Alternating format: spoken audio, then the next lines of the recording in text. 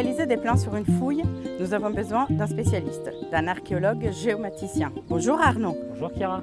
Tu es archéologue géomaticien. En quoi consiste exactement ton travail? Alors, la géomatique, c'est la contraction de géographie et informatique.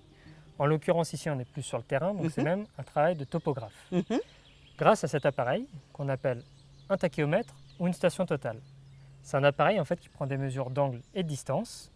Donc on va pouvoir relever précisément les vestiges qu'on va avoir mis au jour. Point par point en fait, on va relever des murs, des fosses, on va faire le contour des fosses. Cet appareil va enregistrer tous les points. Une fois que j'arrive au bureau, j'ai un petit logiciel. Je décharge les points dans l'ordinateur. Là, je vais avoir le nuage de points. L'appareil, je vais indiquer quand j'ai mesuré sur le terrain à quoi correspondaient les points.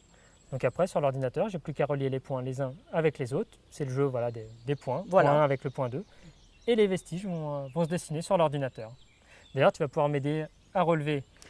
Eh bien, c'est super. Je vais prendre le prisme. Donc, avec un prisme, puisque cet appareil va envoyer un petit faisceau laser au prisme qui va renvoyer à l'appareil. Et c'est comme ça qu'on va pouvoir faire la mesure d'angle et de distance. Je me mets sur l'angle du mur. Tu te mets précisément sur l'angle.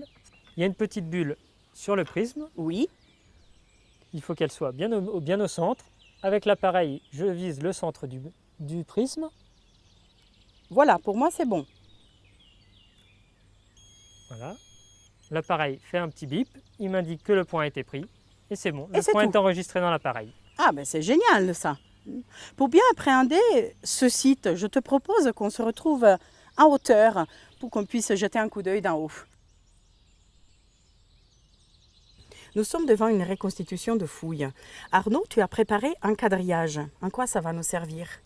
Et bien pour pouvoir dessiner tout simplement les vestiges que l'on a en dessous. En fait, c'est le principe de la bataille navale. Il suffit sur une ligne de mettre des chiffres, sur une autre ligne des lettres, et après de se repérer, puisqu'on a reporté sur un dessin cette grille.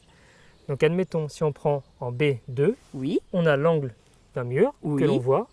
Il suffit de le dessiner sur la feuille, et on fait ça carré par carré, et au final on va obtenir le plan général des vestiges que l'on voit.